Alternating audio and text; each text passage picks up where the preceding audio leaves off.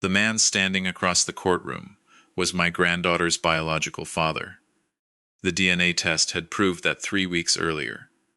Caleb Ward placed one hand over his heart and looked toward the judge. "I did not come here for money," he said. "I came because Iris is my daughter, and a child belongs with her father." Iris sat behind me beside Rachel. She was 8 years old now. Her small hands were wrapped around Walter, the gray stuffed elephant she carried whenever adults began using serious voices. Caleb turned toward her. "Iris, I know I missed years I can never get back, but I'm here now." His attorney allowed the silence to grow. It was a good performance, not loud, not dramatic. Just emotional enough to make a courtroom full of strangers want to believe that a lost father had finally found his way home. The judge looked at me. "Mr. Wright, do you dispute the paternity result?" "No, Your Honor." "Then you accept that Mr. Ward is Iris's biological father?" "Yes." Caleb's attorney smiled. He thought that answer had weakened me. It had not. Blood was never the fact I intended to challenge. I placed a black phone on the table in front of Patricia Chen. Caleb stopped smiling. The phone was old, inexpensive, and almost empty. No family photographs, no work contacts, no personal messages. It had been purchased for one purpose. Patricia connected it to the courtroom's audio system. A man's voice filled the room. "Once the old man loses guardianship, you'll control the settlement, move the money through the family investment account, before the court freezes anything. Nora gets 20%. A second voice answered. Caleb's voice. "I don't care what Nora gets. Just make sure Lawrence never sees the transfer." The recording ended. Caleb stood so quickly that his chair struck the table behind him. "That isn't mine." Thomas rose from the witness bench. "I found it in the safe harbor van," he said. "I watched Caleb use that phone 20 minutes earlier." Caleb looked at my son with hatred.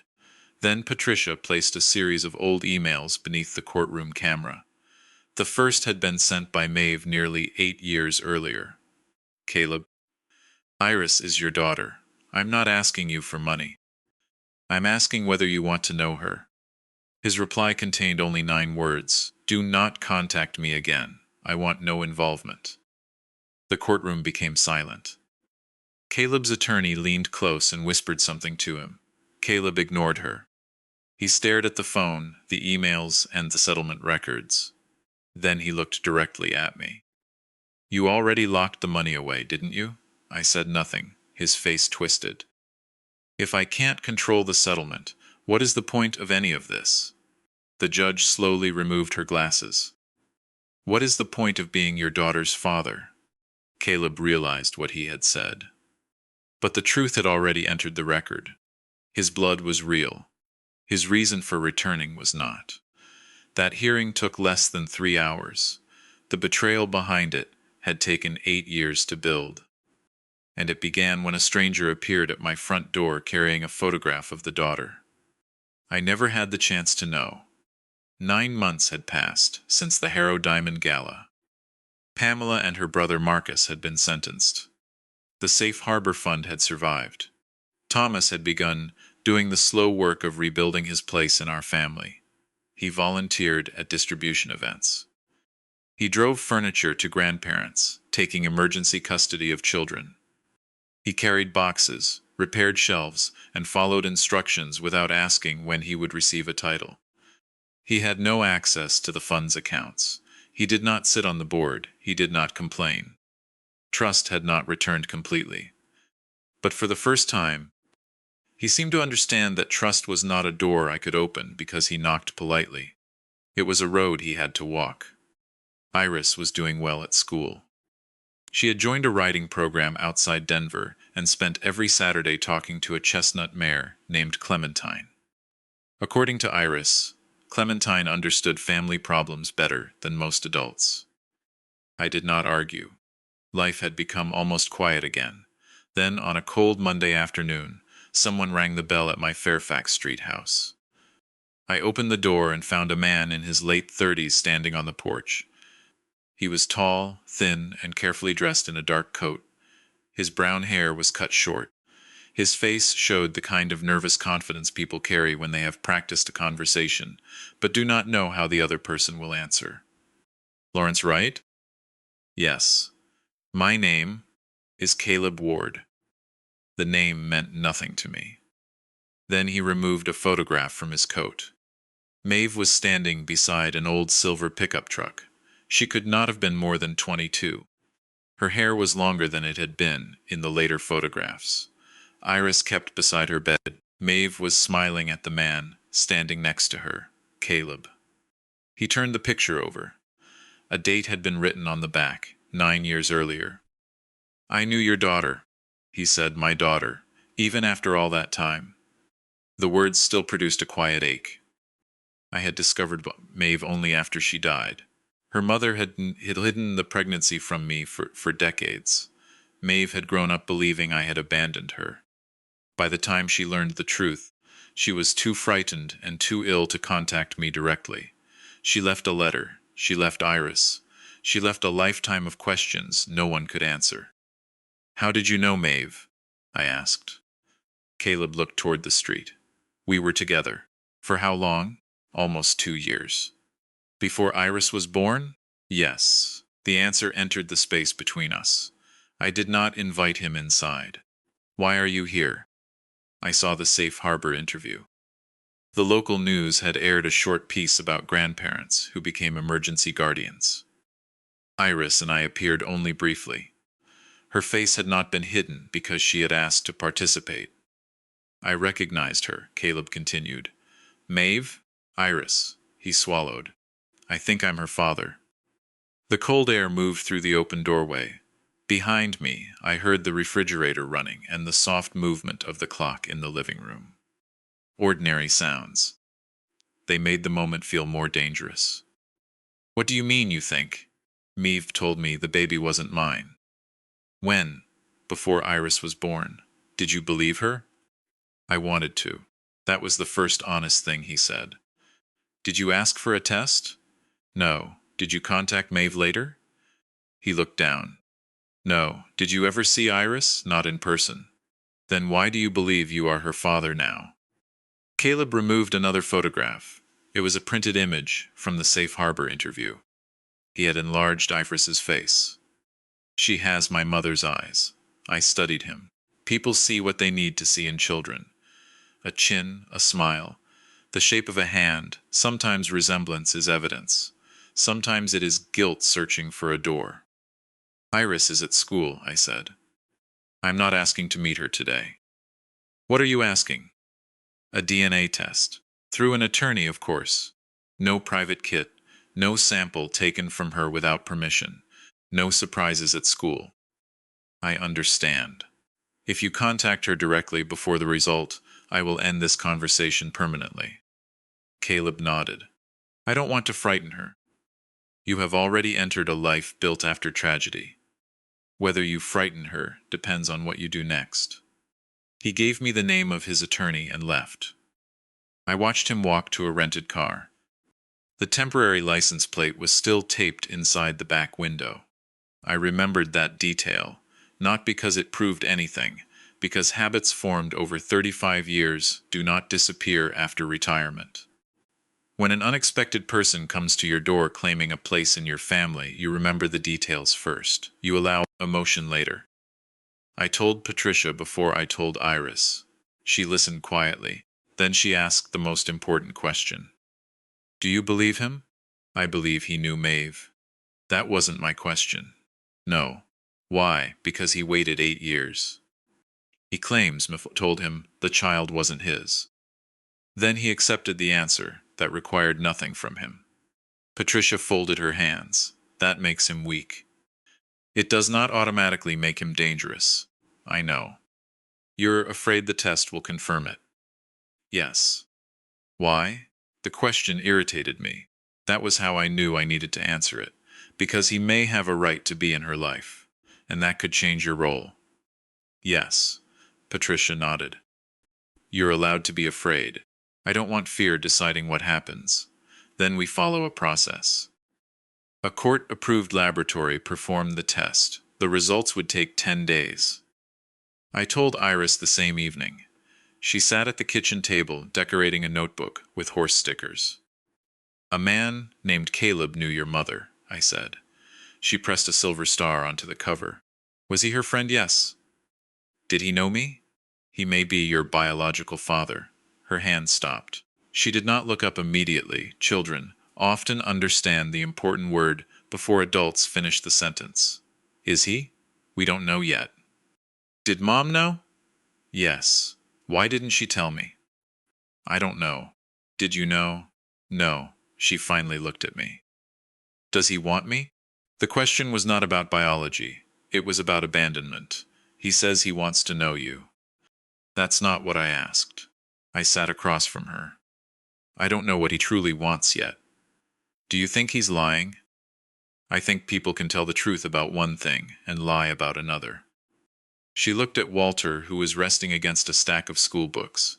If he's my dad, do I have to live with him? No. Can he make me? Not by himself. Can a judge? Only after looking carefully at what is safe and best for you. Her eyes filled. I don't want another judge. I know. Why do grown-ups keep coming after me? I moved to the chair beside her. No one is taking you anywhere tonight. What about tomorrow? You will wake up in this house. I will make breakfast. You will complain that the oatmeal is too thick. Then I will drive you to school. I don't always complain. You always complain.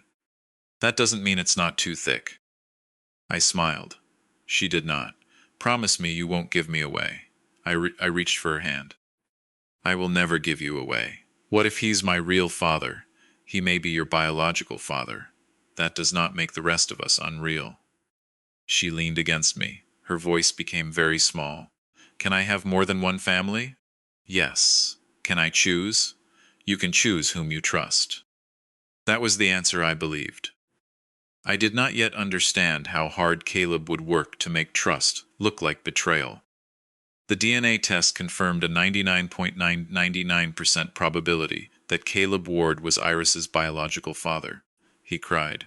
When Patricia read the result, the tears appeared real. Real emotion does not always prove honest intention. People can feel guilt, hope, fear, and greed at the same time. Caleb asked for a supervised meeting. Iris agreed after speaking with a child therapist. The first visit took place at a family center near downtown Denver. I sat behind a one-way observation window with Patricia. Caleb entered carrying no gifts. That was a good choice. He knelt so he would not tower over Iris. Hi, he said. Hi, I'm Caleb. I know. He smiled nervously. I don't really know how to do this. Neither do I. They sat at a small table. Iris had brought colored pencils. Caleb asked about school. She asked whether he liked horses. He said he had ridden once and fallen into mud. That made her laugh. For 40 minutes, he did not pressure her. He did not ask to be called Dad. He did not speak badly about Maeve. When the visit ended, he stood by the door. Can I see you again? Iris looked toward the observation glass, even though she could not see me. Then she nodded. Maybe. On the drive home, she remained quiet. Did you like him? I asked. He's funny. That is not the same as safe. I know. Did anything make you uncomfortable? He looked at me like he was trying to remember something. What? Maybe Mom? She watched the buildings pass outside the window. He has her picture. Yes. Do you think she loved him? I think she did once. Did he love her? I don't know. Why do you always say you don't know? Because pretending to know would not help you. She considered that. Other adults pretend. Yes. Is that why you don't like Caleb? I haven't decided whether I like him. You decide very slowly. That has kept me out of prison. She smiled. The visits continued. Caleb remained patient. He brought an old photograph album containing images of Maeve. Some I had never seen.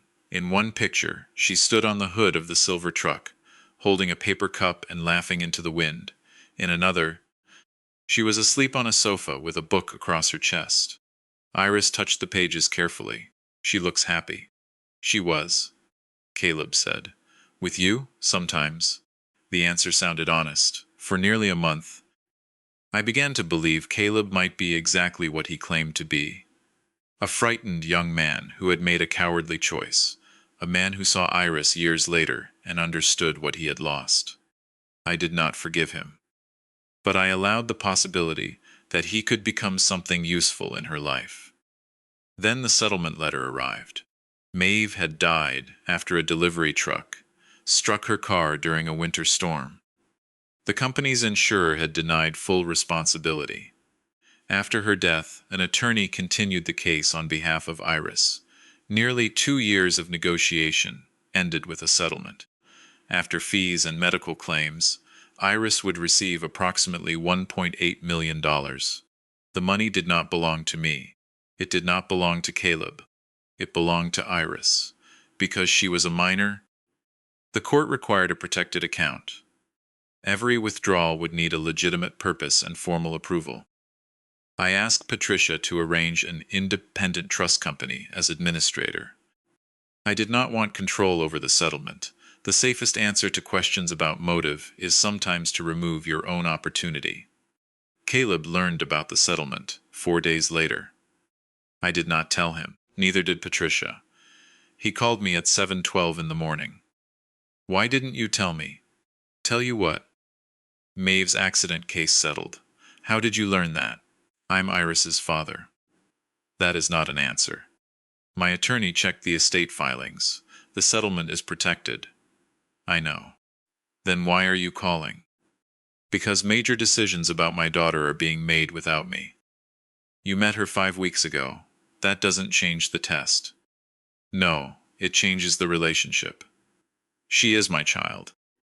She is not property you recovered through laboratory results. His voice hardened. I want to discuss custody. The word arrived exactly where I had feared it would. You currently have supervised visits. I have no criminal record. I have stable housing. I have a job. What job? I consult for property investors. That description covers several legal and illegal occupations. You've investigated me. I asked a question. Iris deserves a real parent. She has several. You're almost 70. I'm aware. What happens if you get sick? Rachel, Thomas, and the other guardians in her plan stepped forward. Your family has already tried to have you declared incompetent. The reference to Thomas's petition was deliberate. Caleb knew about the worst fracture in my family. Someone had given him the details. The petition was dismissed, I said. It existed. It was based on manufactured evidence. Your own son signed it. The sentence struck exactly as intended. Caleb continued. I don't want a fight. Then do not begin one. I want my daughter. You have not yet learned enough about her to know what wanting her requires. I know she needs a father. She needs adults who do not arrive only after reading a settlement notice. He ended the call. An hour later, his attorney filed a request to expand visitation. 2 weeks later, Caleb requested temporary joint custody. The petition described him as a father cruelly excluded by Maeve, and later blocked by an elderly grandfather who had turned Iris's tragedy into a public charity campaign. It included photographs from safe harbor events. It included my television interview. It included the dismissed competency petition Thomas had signed. It did not include the report proving the audio in that petition had been fabricated. Someone was not merely helping Caleb. Someone knew where the weakest pages of my family history were kept. Her name was Nora Bellamy. She introduced herself outside the courthouse after the first custody conference. Nora was 41, with dark red hair and a narrow face. She had been Maeve's half-sister. I had seen her name in old school records but never met her. I wondered when you would finally notice me, she said. I didn't know you were involved. That is what happens when powerful people take over. I did not take over Maeve's life. No, you waited until she died. I studied her. Pain can sound like accusation even when no crime occurred. You knew about Iris from the day she was born. Where were you when the school called me? Nora's expression tightened. I was in Oregon. The school tried every emergency number in Maeve's file. She had removed mine after an argument. What argument? That is private. It stopped being private when Iris was left alone after her mother died. Nora looked away. I came as soon as I could. You arrived 3 weeks later. You had already taken control. I took responsibility. You turned her into your second chance. The words hurt because part of them was true. I had failed Maeve without knowing she existed. Caring for Iris could never repair that. But guilt and love can live in the same action without making the love false. What do you want, Nora? For Iris to be with someone connected to Maeve's real life. Caleb rejected Maeve before Iris was born. She lied to him. He never checked. He was 29. Old enough to ask. You always have an answer. No. I have questions you do not want to answer. She stepped closer. You think because you worked in courtrooms, everyone else sounds guilty. No. People sound guilty when their explanations avoid facts. Her eyes became cold. You are not keeping Iris forever. That sentence told me more than the rest of the conversation. Nora had not come to discuss Iris's future. She had already divided the family into winners and losers. I returned to Patricia's office. Find the connection between Nora and the settlement, I said. You think she told Caleb? She knew about the accident case. She was Maeve's sister. She also knew about Thomas's competencies petition. That could be public through the later criminal case. She quoted language from sealed sections. Patricia became still. Who had those sections? Thomas, Pamela's former attorney, and the parties. Pamela. Possibly. Pamela was serving her sentence and had no reason to help Caleb. But anger creates unusual alliances. Gerald checked her visitor and communication records. Nora had written to Pamela twice. Pamela had not answered. Then Gerald found something more important. Nora had worked for the law office that originally handled Maeve's accident claim. She had been an administrative assistant. She lost her job after viewing files outside her assignments. The law office did not report her, because no money appeared to be missing. 6 days after the settlement amount was entered into the protected estate record, Nora contacted Caleb. Before that call, Caleb had made no attempt to locate Iris for nearly 8 years. The timing was not proof, it was a direction. Then, Thomas found the phone. Thomas was driving the safe harbor van after a supervised family event. Caleb had attended because Iris asked him to watch her perform in a children's writing exhibition. Afterward, Caleb helped carry folding chairs to the van. He rode with Thomas from the event field to the parking lot. 20 minutes later, Thomas called me. Dad, Caleb left a phone. Where? Under the passenger seat. Do not unlock it. I haven't touched the screen. Bring the van to Patricia's office. The phone is ringing. Let it ring. It connected to the dashboard. A voice began playing through Thomas's hands-free system. He placed his own phone near the speaker, so I could hear. Caleb, the settlement is ready. Custody gives you the opening. Once the old man is removed, we move the money through the family investment account. Nora gets 20%. The message ended. Thomas's breathing filled the line. Dad? Yes. I heard all of it. Photograph, the dashboard. Do not answer the phone. Do not call Caleb. I know. His voice broke slightly. I know, because I finally learned. That sentence mattered. A year earlier, Thomas had signed a petition before asking whether the voice he heard was real. Now, he had found evidence that supported what he feared, and he still brought it to me before acting. The phone rang again. This time the dashboard showed a name, Rex Dalton. Gerald recognized it. Dalton operated an investment company in Nevada that specialized in lending money against expected legal settlements. His company charged large fees. It also faced multiple lawsuits from clients who claimed their protected funds had been moved into risky accounts. Patricia arranged for the phone to be preserved lawfully. Thomas signed a statement describing where he found it and when he had seen Caleb use it. Caleb called 2 hours later. I left a phone in the van. Thomas handed the call to Patricia. "We have secured the device," she said. "That is my private property. You may collect it through counsel. You had no right to search it. No one searched it." A voicemail played through the vehicle. Silence. Then Caleb said, "It's not my phone. You called to recover it. I thought it was mine. Your attorney may contact me." He hung up.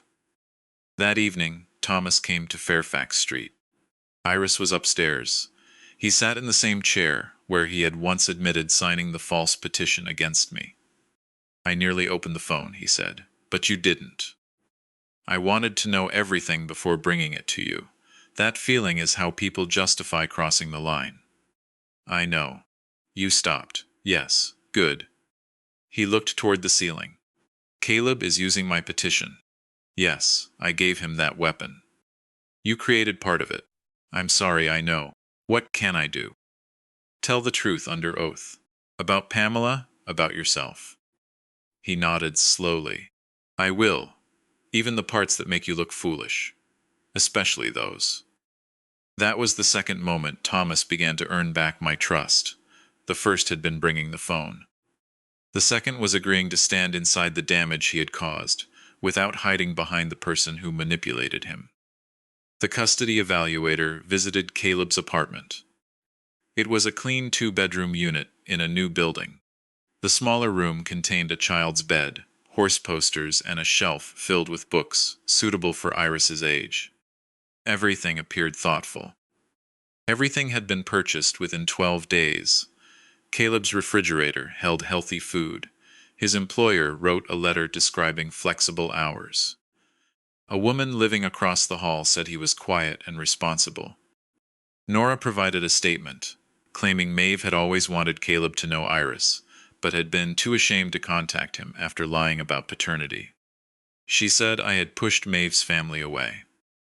The evaluator also visited my home. She spoke with Iris alone. She inspected her bedroom. She reviewed the guardianship plan, school records, and therapy notes. She asked me about my age. She asked about Thomas's petition. She asked about the Harrow Diamond case. "What happens to Iris if you die?" she asked. "Rachel becomes primary guardian, and if Rachel cannot?" Thomas and 2 other approved adults are listed in order, subject to court review. Why Thomas, after he tried to restrict your legal authority? Because he accepted consequences. Cooperated with the investigation and has no direct financial control. You still trust him with Iris? In defined circumstances. That sounds conditional. All responsible trust is conditional. She studied me. "Do you dislike Caleb?" "Yes." "Do you believe biological fathers should receive second chances?" "Sometimes." "Does Caleb deserve one?" "That depends on whether he wants a relationship or access." "To the settlement?" "Yes." "Do you have proof?" "Patricia will provide it through the court." "You seem very confident." "I spent most of my career around people who mistook confidence for evidence. They are not the same." She closed her notebook. "You understand that your hostility may make cooperation difficult." "My caution may make theft difficult." The evaluator's expression tightened. I had not helped myself. Patricia told me that later. "You cannot treat every conversation as cross-examination." She asked whether I was hostile. "You answered by accusing him of theft. Because he is planning theft. We must prove that. We will." "You still sound angry." "I am angry. You cannot place anger on the witness stand." "No, but I can place the phone there." A week later, Caleb requested permission to take Iris to Texas for a summer visit. He claimed his mother was ill and wanted to meet her granddaughter. Iris asked whether she should go. "Do you want to?" I asked. "I want to meet my grandmother." "That makes sense. But I don't want to sleep at Caleb's apartment." "You do not have to. He says, you're afraid I'll like him more." I remained quiet. "What did you say? That people aren't cake? Liking one doesn't use up the other." "That is correct. He said you need me, because you lost Maeve." The sentence struck deeply. Iris watched my face. Is that true? Partly. Her eyes changed. I continued, before she could misunderstand. I needed the chance to care for you, but you are not a replacement for Maeve. Would you still want me if you had known her? Yes. How do you know? Because loving one person does not use up the other. She recognized her own lesson and smiled faintly. Then she asked, Why would Caleb say that? To make you question whether my love is about you or about my regret. Is it? My regret helped me understand what I had missed. It did not create who you are. She held Walter tighter. I don't want to choose. You will not be asked to choose by anyone who truly cares about you. Caleb had crossed a line. He was no longer simply presenting himself as an alternative family. He was teaching Iris to view love as a competition. That made him more dangerous than the phone recording. Money could be protected with documents. A child's sense of belonging was harder to repair. Patricia recommended creating an irrevocable settlement trust before the custody hearing. An independent financial institution would manage it. Neither I nor Caleb could withdraw the principal. Money could be used only for Iris's education, health care, housing, and approved needs. At 25, she would gain limited control. Full control would come later, after financial education and independent advice. Why 25? Iris asked. Because most people at 18 think money is a solution, I said. What is it really? A tool. Tools solve things. They also break things when used badly. Can I buy a horse? Not today, when I'm 25. You may be mature by then. She looked offended. I'm mature now. You hid peas under your napkin last night. That was a food decision. I signed documents removing myself from direct control. Patricia asked whether I was certain.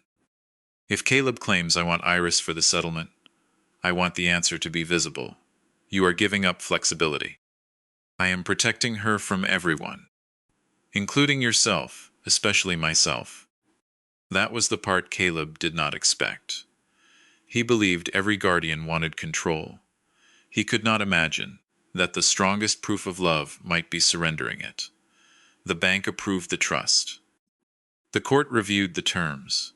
The settlement moved beyond the reach of any individual guardian. We did not inform Caleb before the hearing. We did not need his consent. He had not yet been granted financial authority. Patricia also arranged for Rex Dalton's investment proposal to be examined. The so-called family investment account would have charged 9% in setup fees. It allowed loans against Iris's future distributions. The agreement listed Caleb as primary family manager.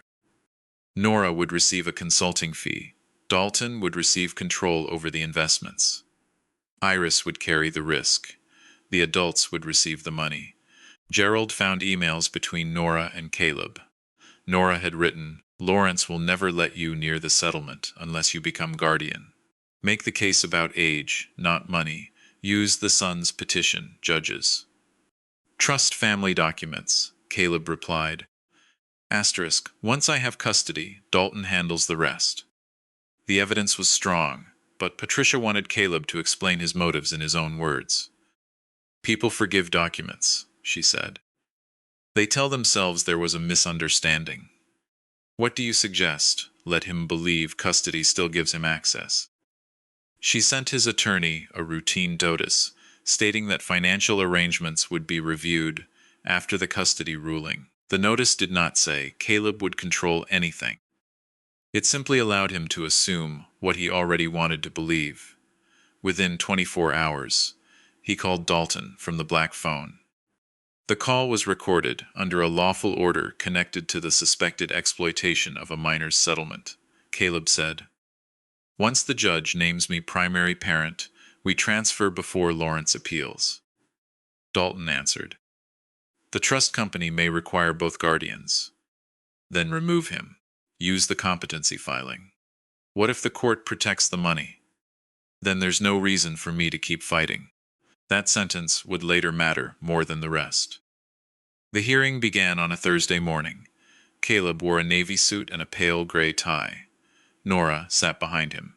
She did not look at me. Thomas waited outside the courtroom under a witness order. Rachel sat with Iris in a private family room. The judge had agreed that Iris would not hear the financial details unless necessary. Caleb testified first. He described his relationship with Maeve. He admitted she told him the child was not his. He said he had respected her decision. Patricia asked, "Did you ever request a DNA test?" "No." "Did you send Maeve money during the pregnancy?" "No." "Did you contact her after Iris was born?" "I did not know where she was." Patricia placed an email on the screen. "Is this your address?" Caleb looked at it. Yes. Maeve sent photographs of Iris to that address when the child was 6 weeks old. Correct? "I don't remember." Your response said, "Do not contact me again. I want no involvement." Did someone else write that? I was confused. At 29, I was going through a difficult period. Did that period last 8 years? His attorney objected. The judge allowed the question. Caleb's jaw tightened. I believed the child was not mine. Yet Maeve's email said Iris was yours. She had lied before. Then, why not test? I was afraid. Of being a father? Yes. That answer helped him. Truth often does. For a moment the courtroom saw him as a young man who had run from responsibility and later regretted it. Then Patricia asked, "When did you first contact Nora Bellamy?" Caleb hesitated. "Years ago." Nora looked at him sharply. Patricia displayed the phone records. "Your first known call occurred 6 days after the settlement value was entered into the estate file. I had other contact information." "Provide it." "I don't have it with me." "Did Nora tell you Iris would receive approximately $1.8 million? No. Did you discuss the settlement with Rex Dalton? No. Is this your phone?" Patricia held the black device. No. "Did you call Thomas Wright asking for its return?" "I thought I had left my regular phone." "Do you often forget which phone you own?" His attorney objected again. This time the judge sustained it. Patricia changed direction. She played the voicemail Thomas had heard in the van. Caleb denied recognizing the first voice. He admitted. The second sounded like him, but suggested it had been created with artificial intelligence. That argument might have worked against someone else, not after the Harrow Diamond case.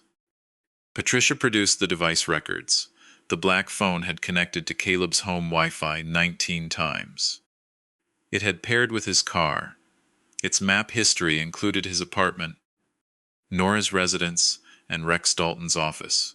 Caleb's denial became another lie rather than a defense. Then Thomas entered.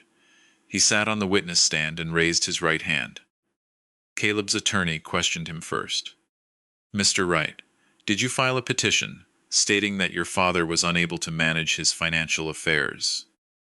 "Yes." "Did you believe the petition when you signed it?" "Yes." "Were you concerned about his judgment?" "I believed I was." "Has your father forgiven you?" "That has nothing to do with whether the petition was true." The attorney paused. Thomas continued. "The evidence given to me was false. I did not verify it. My father was competent then, and he is competent now. You are financially dependent on him, are you not?" "No." "Do you expect to inherit from him?" "I expect nothing." "Your relationship improved after you began supporting his legal positions." "My relationship improved after I stopped asking lies to make me feel important." I looked at my son. He did not look back. He stayed with the question. The attorney asked, "Is it true that Mr. Wright can be controlling?" "Yes." "Suspicious?" "Yes." "Difficult?" "Yes." A small sound moved through the courtroom. Then Thomas added, "None of those qualities make him incompetent. They make him my father." Even the judge almost smiled. Patricia questioned him next. "Why did you bring the black phone to my office?" "Because Caleb left it in the safe harbor van." "Why didn't you search it?" "I had no right." "Had you ever acted on unverified recordings before?" "Yes." "What happened?" "I signed a petition against my father. Did you want to repeat that mistake?" No. Did Lawrence tell you what to say today? No. What did he tell you? To tell the truth, especially the part that made me look foolish. Thomas left the stand. As he passed our table, his hand touched the back of my chair for less than a second. It was enough. Nora testified that she wanted Iris reunited with Maeve's family. She described me as cold, controlling, and obsessed with legal procedures. Some of that description was accurate. People often become more believable when their lies contain true details. Patricia asked about her job at Maeve's law firm. I worked in administration. Were you authorized to view the settlement file? Sometimes. Were you dismissed for opening restricted records? Nora's face tightened. There was a misunderstanding. Did that misunderstanding involve Iris's settlement? No. Patricia displayed the access log. Nora's employee account had opened the file 11 times. After she was removed from the case team, she printed the estimated settlement value. 2 days later, she emailed Caleb. Nora looked toward him. He looked away. Did you expect to receive 20%? Patricia asked. No, the recording played. Dalton's voice said clearly. Nora gets 20%. Patricia placed an agreement on the screen. Nora's electronic signature appeared beneath a consulting contract. The contract promised her 20% of the management fees taken from Iris's settlement. Nora began to cry. I gave up years for Maeve. What does that have to do with Iris's money? I helped her when no one else did. Did Maeve promise you payment? No. Did Iris? She was a baby. Then who owed you 20%? Nora wiped her face. You don't understand what it was like. Maeve made disasters, and I cleaned them up. Did cleaning them up include contacting the father? She asked to leave her alone? She had no right to hide Iris from him. Yet you waited until the settlement. Nora stopped answering. Her betrayal was different from Caleb's. Caleb wanted money from a child he had rejected. Nora believed years of resentment created a debt. Iris should pay. She saw the settlement not as protection for her niece, but as compensation for the pain of being Maeve's sister. Pain can explain greed. It does not turn greed into justice. Caleb's attorney tried to repair the case. She argued that his financial discussions were foolish, but did not erase his biological connection. She said he could learn to become a responsible parent. She said, Iris deserved the opportunity to know him. I agreed with the last statement. Knowing someone and being controlled by them are not the same. The judge asked Patricia whether the settlement remained vulnerable. No, Your Honor. Caleb looked toward us. Patricia continued. The funds are held in an irrevocable, court-approved trust managed by an independent institution. Neither Mr. Wright nor Mr. Ward can access the principal. Caleb leaned toward his attorney. She whispered urgently. He stood. You already locked the money away? The judge ordered him to sit. He ignored her. You did this before the hearing? Yes, I said. You had no right. It was approved for Iris. I'm her father. You are not her account number. His attorney grabbed his sleeve. Caleb pulled away. If I can't control the settlement, what is the point of any of this? The words escaped with all the force of a locked door opening. The judge removed her glasses. What is the point of being your daughter's father? Caleb froze. No attorney could place the sentence back inside him. No explanation could make it sound different. His anger had revealed the part of his story that every prepared answer had hidden. He did not return because Iris needed him. He returned because the settlement made fatherhood profitable. The judge denied his request for custody. His supervised visits were suspended pending a full risk assessment. The court referred the financial evidence for investigation. Nora was removed from all access to Maeve's estate records. The judge also ordered that Iris receive an independent child advocate, so that no adult, including me, could decide her future without a separate voice focused only on her welfare. I supported that order. Justice is safer when even the person who wins does not hold every key. Outside, the court approached me before the deputies stopped him. You poisoned her against me. No. You never wanted me in her life. I wanted you to come for her. I did. You came for what belonged to her. His face hardened. She is still my daughter. Yes, the answer surprised him. I continued. Biology did not disappear because you lied. But neither did the years you chose absence. Will you let me see her again? That will not be my decision alone. You control everything. No. That is why the money is in an independent trust, and her future has an independent advocate. He stared at me, for the first time. He seemed to understand the difference between protecting Iris and possessing her. Whether that understanding would change him, I did not know. Some people learn when consequences arrive. Others only learn how much the consequences cost. We did not tell Iris that Caleb had wanted her settlement. Not immediately. A child does not need every adult truth at the moment it becomes available. She needs enough truth to understand what is happening, without carrying the shame of people who should have protected her. Rachel and I sat with her in the family room. Walter rested in her lap. Caleb won't be visiting for a while, I said. Because of the phone, yes. Was he trying to steal something? He was trying to gain control over money that belongs to you. Her face changed. Did he come because of the money? Money was an important reason. Was I a reason? Yes.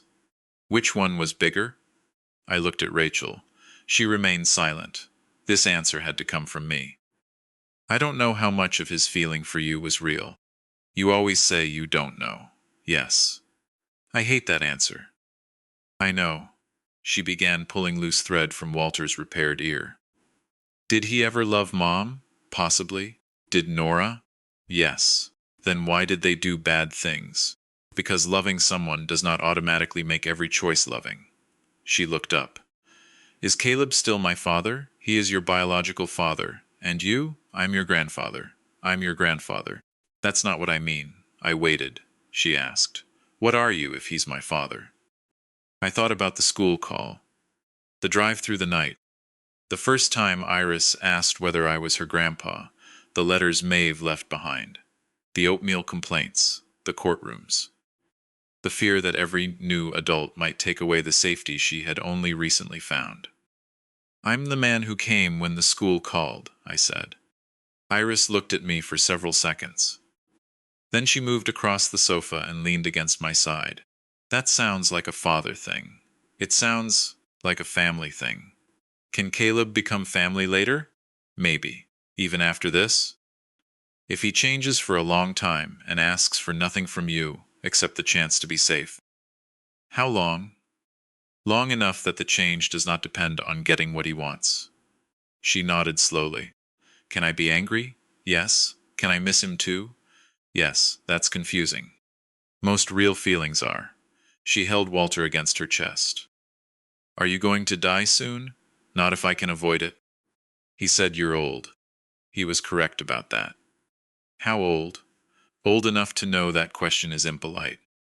She smiled despite herself. The smile did not solve anything. It showed that the damage had not taken everything. Sometimes that is enough for one day. Caleb and Nora were charged with attempting to exploit a minor's protected settlement. Rex Dalton accepted a plea agreement and provided his records. He had prepared similar accounts for other families. The agreements used high fees, risky loans, and complex language to move money away from injured children. The case expanded beyond Iris. Several families recovered funds. Dalton lost his license and received a prison sentence. Nora pleaded guilty to accessing protected records and joining the financial scheme. She avoided a long sentence after cooperating. The court ordered restitution and barred her from working with confidential legal or financial records. Caleb's case took longer. He claimed he had always intended to use the money for Iris. His messages showed otherwise. He eventually pleaded guilty to conspiracy and attempted financial exploitation. His sentence included probation, community service, financial counseling, and a strict no-contact period. Some people believed he should have gone to prison. Part of me agreed. But punishment and protection are not the same goal. The court protected Iris. The money was secure. Caleb had no authority over her.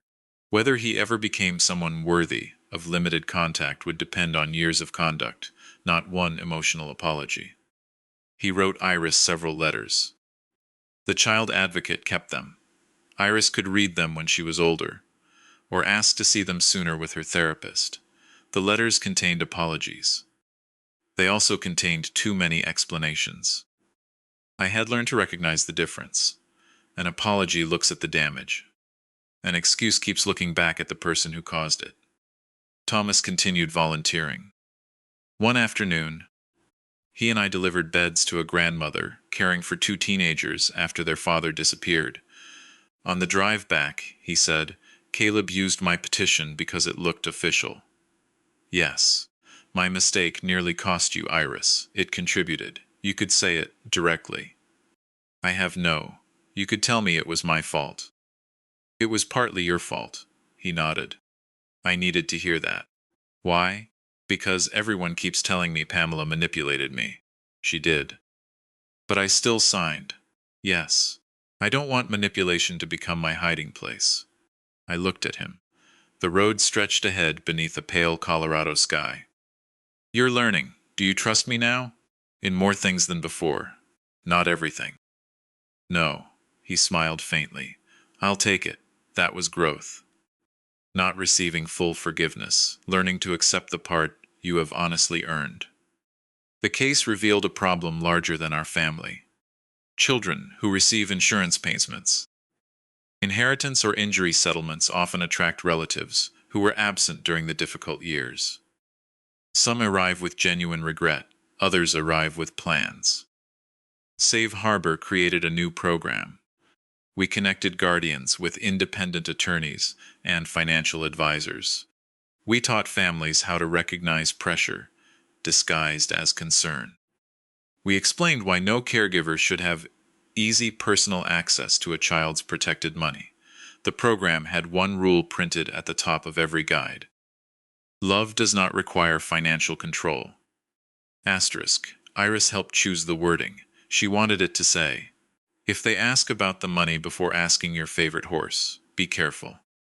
Patricia said the sentence was legally unclear. I thought it was better than ours. Evelyn Harrow funded the first year. When she heard what had happened, she invited Iris to lunch. Evelyn asked, what did Caleb say when he met you? He asked about school. Good. He also asked what Grandpa keeps in the blue box. Evelyn glanced at me. What is in the blue box? Sarah's letters.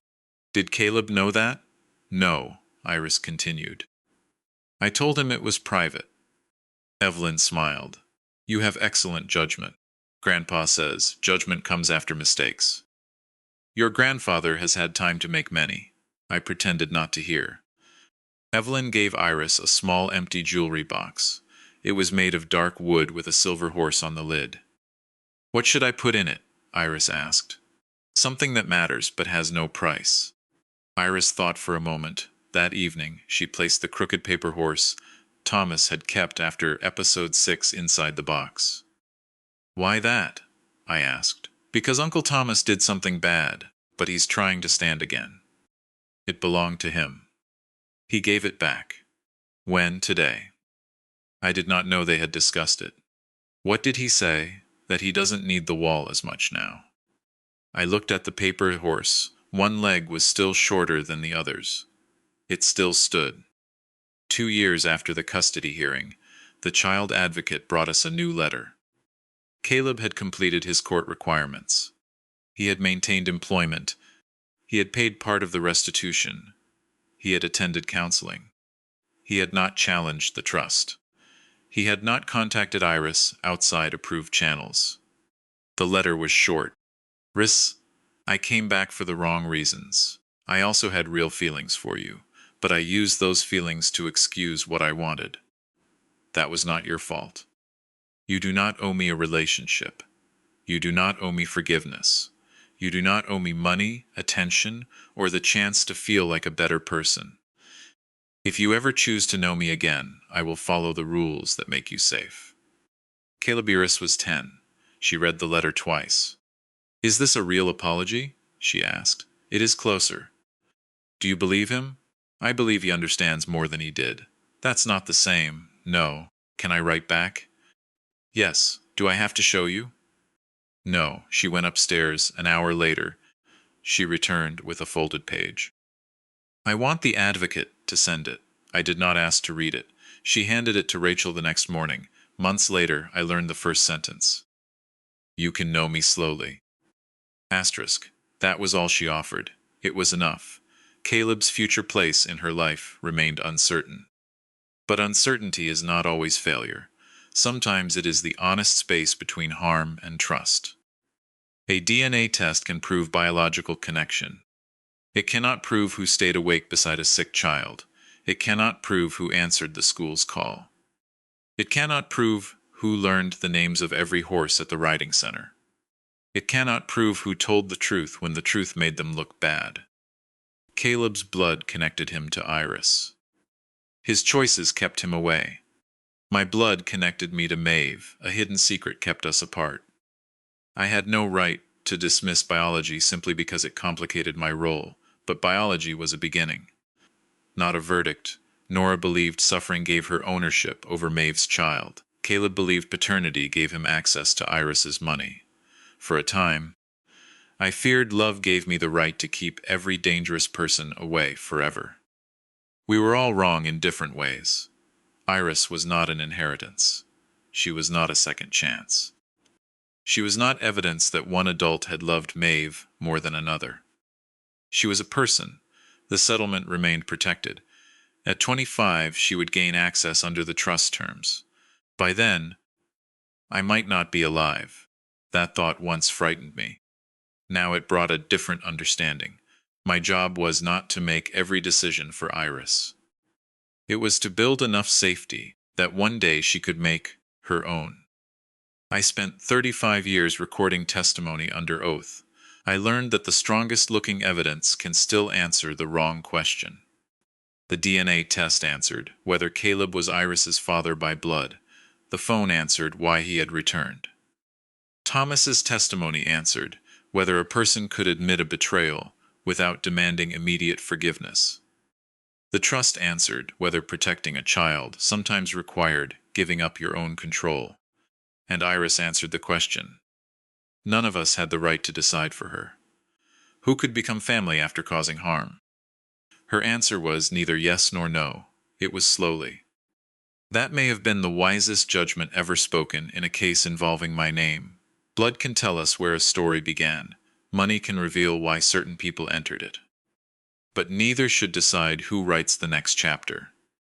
That right belongs to the person whose life is being discussed. And when Iris was finally old enough to hold the pen herself, I intended to make certain no one, not Caleb, not Nora, not Thomas, and not even me, could take it from her.